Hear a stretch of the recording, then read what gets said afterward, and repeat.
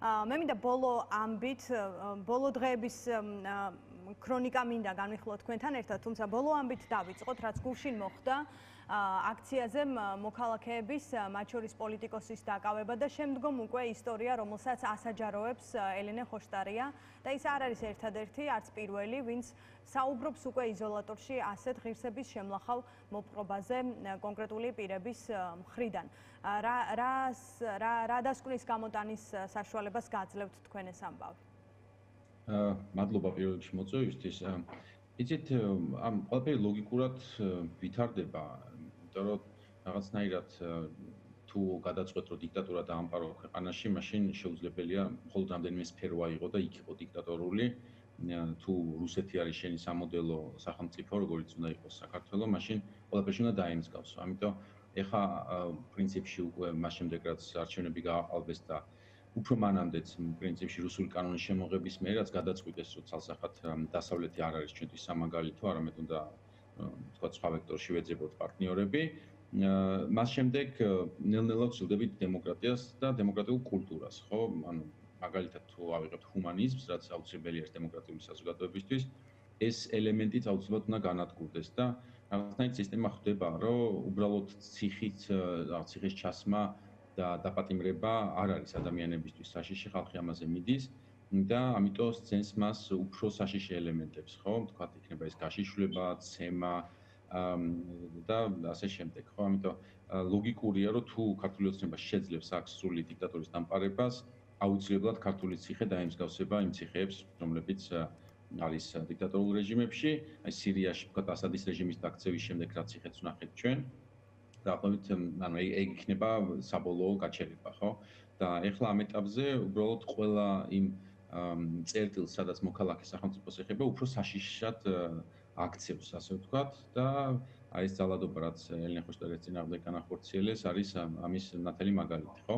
და რაღაცნაირად მოქალაქეებმა კარგად უნდა გაიაზრონ, რომ თუ ასე ექცევა, ასეთ ცნობილ პოლიტიკოსს, როგორც ელენე ხოშტარი არის, რიგით მოქალაქე უბრალოდ შანსი არ არის, რომ დაცული იყოს ამათ ხელში, ხო?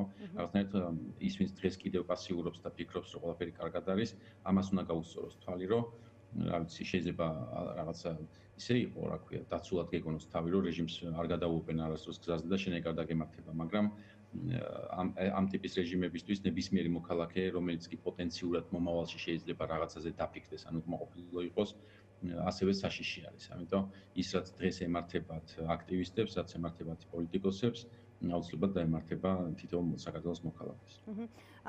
რაც შეეხება ბოლო დღეებს, დაანონსებულ გადაწყვეტილებებს, რომ პარტიებს გააუქმებს, გააფართოვებს რაღაც საგამოძიებო კომისიას, ყველას შეისწავლის, მათ შორის შეიძლება მიწვდეს მათაც, ვინც იყო ოცნების რიგებში, თუმცა ახლა ოპოზიციიდან ებრძვის და ისინიც ძალიან მარტივად ქართულ მოოცნებამ აგენტებად გამოაცხადა, უკვე შერაცხა ერთ ქვაბში ყველა.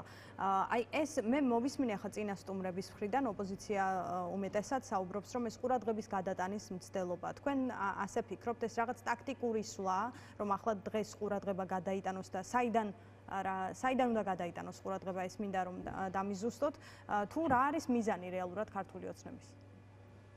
ხო, ყურადღება გადაიტანოს სიცოცხლიდან, სინამდვილეში, იმიტომ რომ ამ ტიპის დიქტატურა, რასაც ცდილობს, არის შექმნას ალტერნატიული რეალობა, თითქოს იქ არის რაღაცა ნამდვილი იმ რეალობაში და იმ რეალობაში არსებულ პრობლემებს თუ მოწინააღმდეგეებთან ბრძოლაში უნდა გაატარო შენ როგორც მოქალაქემ ცხოვრება, ხო? ზემში ცხოვრებაში სხვა რაღაცები ხდება ჩვენს თავს. არის გაძვირებული პროდუქტები, არის უსამართლობა, სამართალი ქვეყანაში არ მოიპოვება, ხედავთ ჭიათურაში გამოსვლებს, ანუ ადამიანებს რაღაცები აწუხებთ, ის რაც სიცოცხლეში ნებისმიერ ადამიანს აწუხებს ხოლმე. და მთავრობა არის აბსოლუტურად იმპოტენტი, რომ ეს პრობლემები მოაგვაროს. უბრალოდ გეგმაც არ აქვს. არც არასდროს არ უფიქრეს საარჩევნო დაპირება, რისთვისაც წესით მანდატი აიღო. ქართულმა ოცნებამ ერთ სოციალური პროგრამაში გინდ არ ყოფილა ადამიანების ცხოვრების გაუმჯობესებას იქ ადგილი არ ქონია საერთოდ. ყველა დაპირება იყო დაფუძნებული იმაზე, რომ საკონსტიტუციო უმრავლესობას მოიპოვებდნენ და კონსტიტუციას შეცვლიდნენ, პარტიებს გამოუქმებდნენ და რეგიონებს გამოაცხადებდნენ დამოუკიდებელ რესპუბლიკებად, ხო? დიდი ალბათობით 78 მოხსაც ამოიღებდნენ იქიდან ერთხელ და სამუდამოდ, ხო? მაგრამ საკონსტიტუციოც არ მიიღებს, რა უნდა გააკეთოს ქართულმა ოცნებამ? ზოგადად რა უნდა გააკეთოს და ვინ უნდა გააკეთოს?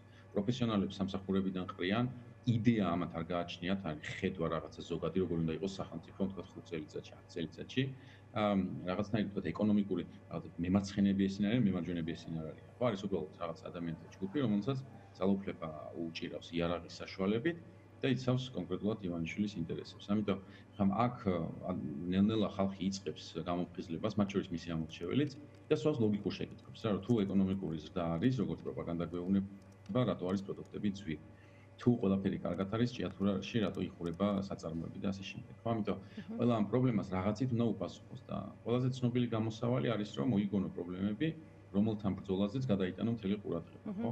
ანუ ამდენი ხნის განმავლობაში ჩვენ ვიყავით პროტესტის კერა იყო, ისაც ქმნის დღის წესრიგს, მათ შორის მედიის თვალსაზრისით და დასავლეთშიც როგორც ვითარდება მოვლენები, ცალსახად ცხადყოფს, რომ ქართულ ოცნებას საგარეო პოლიტიკის გეგმაც არ გააჩნია და უკვე დაიწყეს წუწუნი იმასთან დაკავშირებით, რომ ტრამპი მგონი ვერ უგებს deep states, ხო, რაც ამათი დაპირება იყო რატომღაც.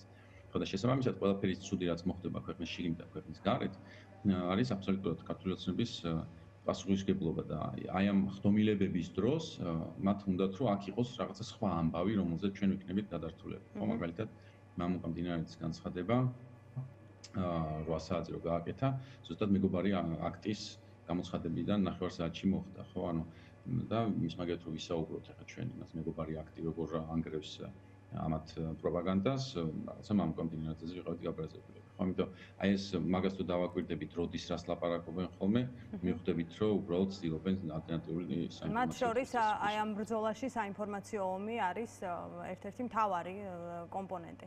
და სხვათა შორის მართლაც დიდი ხანია რაიმე დადებითი გადაწყვეტილება თუ პოზიტიური მესიჯი ოცნების მხრიდან, მათ შორის მდინარაძის მხრიდან, რომელიც უფრო კანონების გამკაცრებაზე აკეთებს ბრიფინგებს, ვიდრე პირიქით და ირაკლი კობახიძე ხომ საერთოდ არც კი მახსოვს ბოლოს ბრიფინგი რაზე ქონდა. თუმცა თქვენ ახსენეთ სამოდელო სახელმწიფო, ასეთი ტერმინი რუსეთთან დაკავშირებით, რომ ქართული ოცნების მიზანი, უბრალოდ სამოდელო სახელმწიფო თუ რუსეთია, ისე ლოგიკურად იქცევა ისე როგორც იქცევა. ამ შემთხვევაში როგორ აიხსნება მაშინ მათი მცდელობა ურთიერთობა როგორმე დაალაგონ შეერთებულ შტატებთან? ან ზოგადად რა აქვს мотиваცია ქართულ ოცნებას, როცა ერთის მხრივ ყველა უცენზურო სიტყვით თუ ყველა ფორმით აკრიტიკებდა შტატებს და ახლა ყველა ფორმით ცდილობს რომ რაღაცნაირად ელჩთან შეხვედრა ჰქონდეს, კონტაქტი ჰქონდეს ადმინისტრაციას და ასე შემდეგ. რა არის მისი мотиваცია? ხო, მაგრამ ანუ თქვენ ისე თქვით თითქოს მაგ კომპონენტში არ არის რუსეთის სამოდელო არ და სინამდვილეში პუტინი ზუსტად ანალოგიურად იქცევა, ხო, ეხლა გადასული არის ტრამპის შექებაზე. ანუ ამის ნაწილია. დაწყებული. კი, ანუ აბსოლუტურად იგივეს აკეთებს. ანუ აქ მოდელი ამ დიქტატორებს აქვს ერთნაირი რა, რომ ჩვენ არ წარმოვადგენთ ხალხს, მე ვარ ის, ვინც არის კონტროლი, ვისაც აქვს სრული კონტროლი და მელაპარაკე მე. და შესაბამისად ეს მოლაპარაკებები მიდის, აი უშუალოდ მე რასაც გადავწყვეტ, დილს რასაც ეძახის ხოლმე ტრამპში და შეთავაზება, რომელზეც ჩვენ უნდა შევთანხმდეთ. აი მე და შენ თუ შევთანხმდებით, ხალხს არავინ არ ეკითხება რა. ანუ პუტინის მართვის მეთოდი ეგ არის, რომ მე მელაპარაკეთ რა და არა რაღაცა დუმას მაგალითად, რომელიც ეს ხალხს უნდა წარმოადგენდეს. ამათაც ახლა რა მოდელი შექმნეს, დღეს ქართული ხალხის სახელით ვერავინ არ ლაპარაკობს. ანუ ეს ყველა დანარჩენი ვინც არიან თქვა პარტიაში უშუალოდ საუბრობენ ივანიშვილის სახელით და თუ ვინმეს რამე უნდა ივანიშვილს უნდა ელაპარაკოს, ხო? და მას როგორც ბიზნესმენს და ალბათ დააკვირდებით რომ ბიზნესმენები დღეს ძალიან პოპულარულები არიან პოლიტიკაში და თითქმის მსგავსად იქცევიან. აქვს რაღაცა სამყაროსეული ხედვა და გონიათ რომ ყველაფერს ბიზნესივით უნდა მოეკიდო რა. მაგრამ ეშლება თქ რომ რაღაცები არსებობს ღირებულებები, რომლებიც ბიზნესის მიღმა არის, ხო? რაღაც კეთილს ინიციირება რაღაც ღირსება როგორც ასეთი, ხო? ან თქვა პატივისცემა და ისასაც უბრალოდ ფულით შეთავაზებით ვერ გაცვლი რაღაცა სხვაში. ამიტომ მე მგონია რომ ძალიან მაგრა შეეშალათ რომ რაღაცნაირად ჩათვალეს ამერიკაც ანალოგიური სახელმწიფო არის, რომელთანაც ერთ-ერთზე თქვა ტრამპი და ბიძინა დაждდებიან და რაღაცა შეთანხმებას მიაღწევენ და ამერიკის ინტერესი ისევე იქნება უგულებელყოფილი, როგორც საქართველოს ინტერესი არის თქვა ივანიშვილისთვის უგულებელყოფილი, ხო? ამიტომ მე უბრალოდ აი ეს რაც ხდება ხა მეგობარი აქტის მიღებასთან დაკავშირებით ძალიან მკაფიოდ ჩანს, რომ ის პოლიტიკა, რაც უშუალოდ რეგიონთან დაკავშირებით აქვს ამერიკას გამოცხადებული, გრძელდება მიუხედავად იმისა, პრეზიდენტი ვინ არის, ხო? და ამიტომაც რაღაც ჩვენთვის საბედნიეროდ ეგ არასწორი გათვლა გააკეთეს. თუმცა თავადაც იციან, რომ უშუალოდ თვითონ ვერ ილაპარაკებენ ვერც ტრამპთან და ვერც პუტინთან და ყოველ მათ ნარატივში ძალიან კარგად ჩანს, რომ ისინი ელოდებიან, როდესაც ტრამპი და პუტინი ჩვენ შესახებ შეთანხმდებიან და ამ შეთანხმებაში ივანიშვილს უნდა რომ იყოს რუსეთის მხარეს. ყოველ შემთხვევაში ყველაფერი გააკეთა იმისთვის, რომ დღეს ახლა ჩვენ რუსეთის კოზირი ვიყოთ, ასე ვთქვათ, ან რუსეთის კარტი ვიყოთ და რაღაცნაირად თუ უკრაინაზე დალაგდება რუსეთი თან პუტინი ტრამპთან, ჩვენც მოგვაყოლოს ერთგვარ იმაში, ხო? კი ბატონო. ხო და ამიტომ ეგ გათვლა რაღაც ლოგიკური არის, რომ ამერიკის ნების გარეშე აქ ბევრი რამე თვითონაც თქვენ სხვათა შორის მინდა გაგახსენოთ, რომ თქვენ რომ როგორც ტრამპი იტყვის, ისე იქნება. თავადაც აბსოლუტური მორჩილების დამოკიდებულება აქვს, აი ესეთ დიდ ბიძიებთან როგორც თქვენ ეძახიან. კი ბატონო, ვნახოთ რა როგორი იქნება მეგობარი აქტი, მისი მიღების პროცესი წინ მიიწევს, ვიდრე პირიქით რა იმედიც ქონდა ქართულ ოცნებას. მადლობა ლევან.